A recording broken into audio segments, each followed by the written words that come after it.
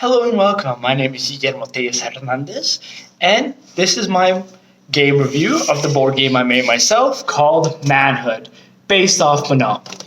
Now, first, I want to split up this video into three parts. First, I'm going to go over the origins, the conception, and the general background of this game. Then I'm going to get into the gameplay mechanics, and finally, and how it played and the general atmosphere of the game, and finally into some reviews. Someone who's played the game is going to come up and do a little interview, and finally some criticisms I have about the game. Now, okay, so I made this game because of course, a class for women in gender studies 250 and talking about masculinity. Now, I'm a gamer. I like games. So as my final project, I decided to do a board game. And I took inspiration from the original Landlord, or the original Monopoly game called Landlord, made by Elizabeth Maggie. The original Landlord was a game that was supposed to satirize capitalism and to teach people the dangers of unchecked capitalism. Now, I decided to do the same concept, but instead with masculinity and more specifically, hegemonic masculinity. I decided, as my target audience, I wanted to target people between late teenagers all the way to adults. And I wanted to target people who are not really accustomed to feminist theory or ideas of masculinity, and have gone most of their lives unaware of how they perform masculinity. And the reason why is because, as myself, until recently, I have not been aware of how I perform masculinity, and I've been somewhat driven away by just the feminist label. And I feel like a more approachable way and a more that people and especially guys can understand, it can allow us to understand how we perform masculinity. And that's the origin behind this game called Manhood. Now, let me get into the actual game. So, as you can see here, this is Manhood. It's the game. It plays like Monopoly, as you can see. Superficially, it is quite similar to Monopoly, right? You start here at Go, and you go around, and it's for players, it's between 2 to 5 players. So, first I'm going to tell you how the basic rules go. So each player starts with 20 respect. Now respect represents the money system, but in this game it represents the social currency or social capital you have in order to gain what we call the equivalent of properties in Monopoly, achievements. And milestones as well. In this game, because it's based on masculinity, there's 8 achievements or 8 domains of masculinity that you can purchase similar to properties and 4 milestones. For example, there is social influence. There's femboy lover, online troller, and podcaster. And you need to pay 4 respect if you land on them to purchase them. In addition to that, once you own them, people need to pay you rent if they land on them. And if you collect all 3, you get certain bonuses. For example, people have to pay you more rent or more respect. And finally, instead of houses and properties, in this version of Monopoly, you get bonuses based on if you completed the whole set. In this case, if you completed the whole set, there's also challenge and events. And for example, in these challenge squares or event squares, there's often events that are, for the most part, detrimental and will hurt you. But for example, with the social influence, you can deflect it and give it to somebody else. Right? And there's also this fatherhood. There is career and success. As you can see, this is all very satirical. This is home ownership and legacy.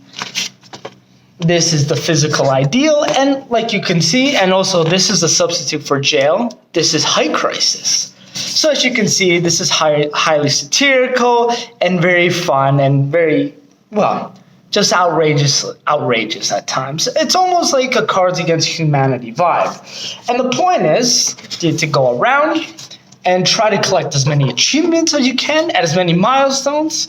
There's, for example, your first job, your first love, There's also your first divorce, and these cost 4 respect each, and you get stacking bonus on. And you get stacking bonuses for each milestone you earn. And the point of this game is obviously to beat everybody else, own all the other achievements, or after 20 rounds, if no one has beaten everybody completely, then then you collect all the respect and all achievements and you add everything up and see who wins. Now, what really differentiates this from Monopoly has to be the challenge and the event squares. Now, this is what really makes this game unique and what really gives the more quantitative or more theory part of my game.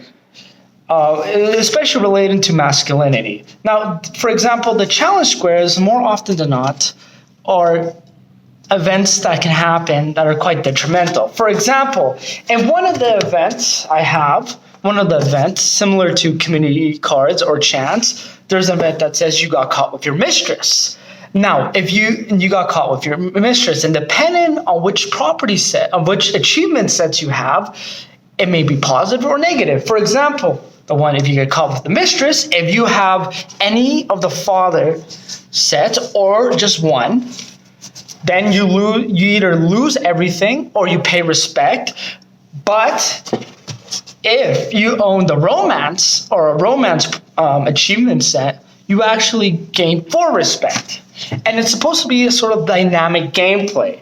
And it's also allows for much more dynamic gameplay because more often than a lot of the times you're pitted against other people that have different traits of hegemonic masculinity, or you just lose it because of wild events or volatile events that happen in life.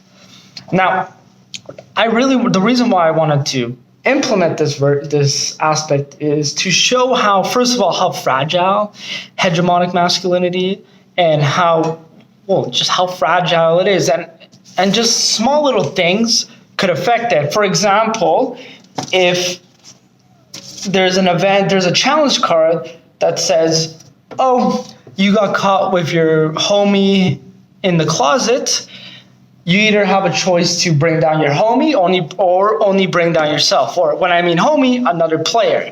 And this shows, not just how fragile it is, how quickly one can crumble. And not only that, the competitive and dehumanizing nature of masculinity. That often we don't see each other just as people, but we see each other as sort of caricatures or we dehumanize people in order to achieve higher levels or a higher social rung in the masculine world, right?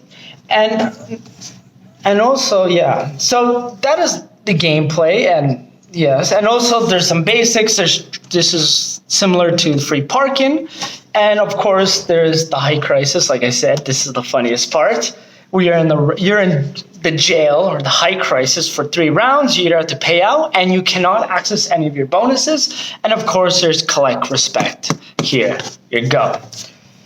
And also there's a tax is week 1 tax is Weekend with the Boys, which is my favorite one. But anyways, now that I've gone to my gameplay, I'm going to go into my review. My overall review. Now, I first want to give an overall review. I really like this game personally. I've heard a lot of feedback, and I'm actually going to get someone real quick to give their own feedback, but not now. For example, it's really funny. They like, for example, the romance section. There's porn star, roster, and pimp. And also for fatherhood, there's the hidden affair. And it's supposed to, like I said, exaggerate masculinity at times and show how ridiculous some of the concepts can be. And also it's pretty fun because, like I said, it's pretty much PvP. There's different strategies, and there's a rule book, which I will hand it into the professor, but there's different bonuses, and these bonuses once again, you can really interact with other people, you can do different strategies, and plus there's a lot of opportunity for, just having general fun. Now, I'm going to come here and interview somebody who's played the game. Now, I want to introduce my friend here. Her name is Rain Kosciuszko. Hi. She's amazing.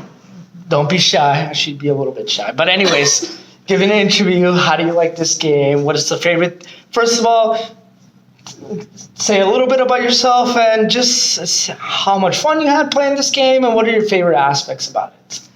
Okay. Well, first of all, I really liked the the pimp square. That was my favorite.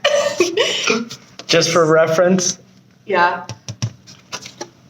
But yeah, I thought it was really fun, and it got kind of competitive at one point, but that's kind of the point. Yes, yes. Yeah. And yeah, I just had a blast, and I think it's a really good idea. Oh, thank you.